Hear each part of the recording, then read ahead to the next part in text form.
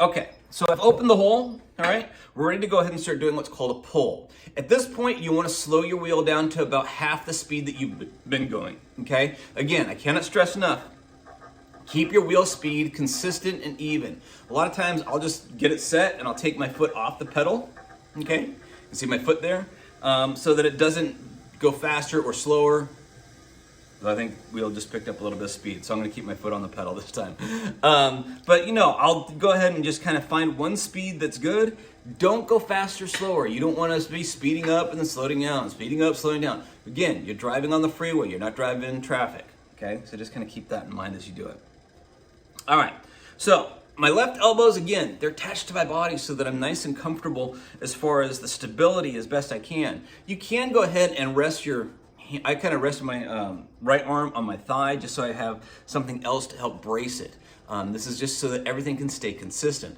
So what I'm going to do is I'm going to connect my hands in some way. As long as my hands are touching, the fingers will work together, okay? If I'm not, one hand can kind of get ahead of the other and they don't really talk to each other, and therefore I'm going to have more pressure up here and less pressure there, and it's going to make things uneven, okay?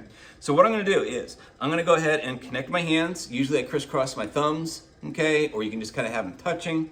And what I'm going to do is I'm going to pinch the clay just a little bit, and then I'm slowly going to start bringing my fingertips upward, okay? So as I pinch, I bring my fingertips up.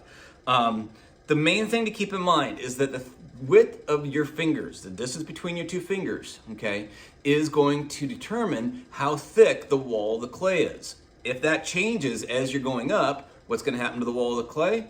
Of course, it's going to get wider and narrower, and then it's going to be all uneven. So the whole thing is consistency. Whether the clay gets thick, thin, does not matter. Don't continue to pinch tighter and tighter and tighter and tighter until you pinch at the top, okay? Keep it. If it's, you know, 3/8 of an inch and you keep it right there and you go all the way up, make sure that you finish your pull about a 1/2 inch above the clay. Sounds kind of weird, but believe me, it will save you a lot of difficulty in the end.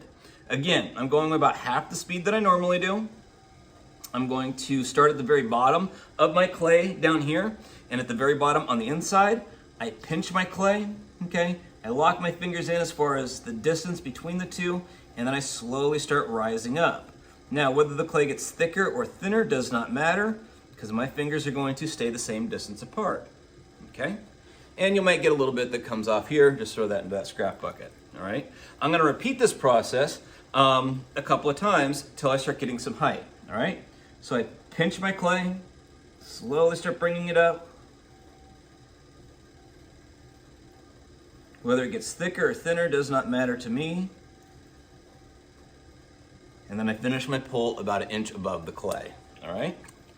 And I'm gonna repeat this. Now you will notice that there are little rings that develop on the side. You should have about 3 rings, 2 to 3 rings for every 1/2 inch of height. In other words, you can see, well, you might not be able to see in the video, but you should be able to see 3 rings for every 1/2 inch. In other words, it should spin around 5 to as many as 8 times for every inch that you bring your fingers up, okay? And then I'm gonna repeat this. I pinch a little bit, hands are connected. As it's spinning, going at a nice consistent pace.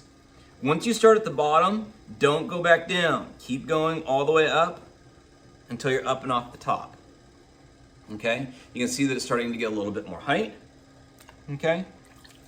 I'm gonna go ahead and continue this and do one more, okay? Pinch, you can kind of see that little ring that's coming up with my fingertips, putting pressure from the inside and the outside.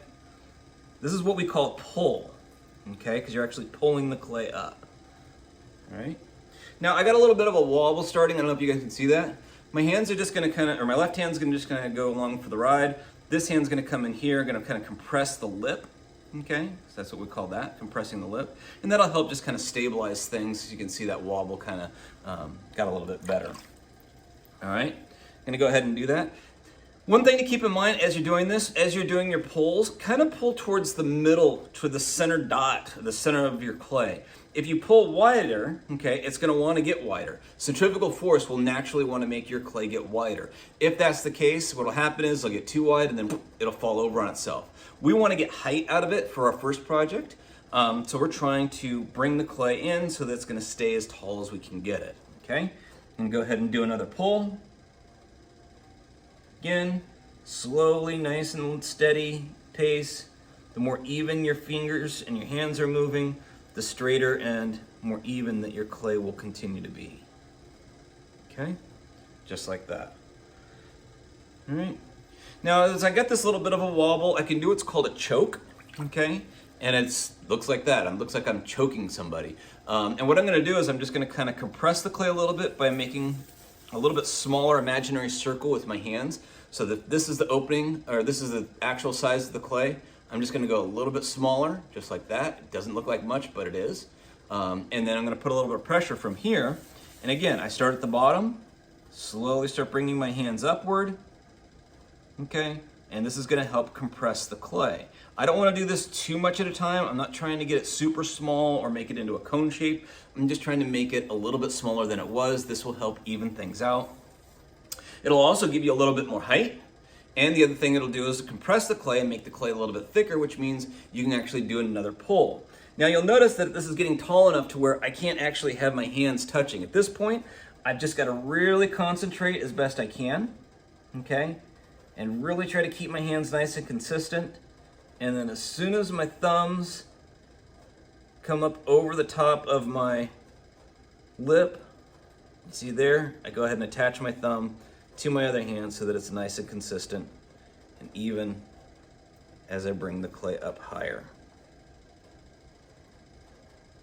Okay, I don't know if you guys can see this, but I got this really bad wobble at the top. And that what we're gonna do is what's called trimming the lip. Now, trimming the lip is a lot more easy than it looks. It looks way more complicated than it really is, okay? So I'm gonna take my needle tool. My left hand's gonna go here, okay? And what I'm gonna do is, as the clay is spinning through my hand here, okay, I'm gonna brace my needle tool like this. I don't know if you guys can see the best way, okay? And then what I'm gonna do is slowly pass it through the clay until the needle tool touches this finger, and then I'm gonna lift, okay? This is called trimming the lip. Everything that's going on happens at what would be 3 o'clock on a clock. So this is 12 o'clock, 6 o'clock is, right at my chest, 3 o'clock is on my right-hand side, it's 9 o'clock here. So everything happens at 3 o'clock because that's where the clay is going away from me. And so therefore it can go like that, all right? So I'm gonna take off about the top, about ½ inch or so. And what I'm gonna do is my left hand here, just like when I was compressing the lip, okay? Again, you'll see me reach back. I'm always making sure the clay is slippery under my hand, okay? So I brace it against my thumb. I slowly start passing it through. You can probably see the line developing, maybe, hopefully in the video, okay? So as I pass it through, as soon as it touches my inside finger, I just lift it off and the top part comes off all in one piece. Throw that in the scrap bucket, but that makes this lip much more even and it gives it more stability, okay? All right, I've got a little bit more thickness down here. I'm gonna go ahead and do one more pull. Make sure it's nice and wet so that when I do this, I got plenty of slip going on, okay? So I'm gonna go ahead and pinch ever so slightly. Because it's too tall, I can't have my hands touching. Again, nice even pull. As soon as I can, my hands touch. Whether the clay gets thicker or thinner does not matter to me. My fingertips stay the same distance apart all the way up and off the top, okay?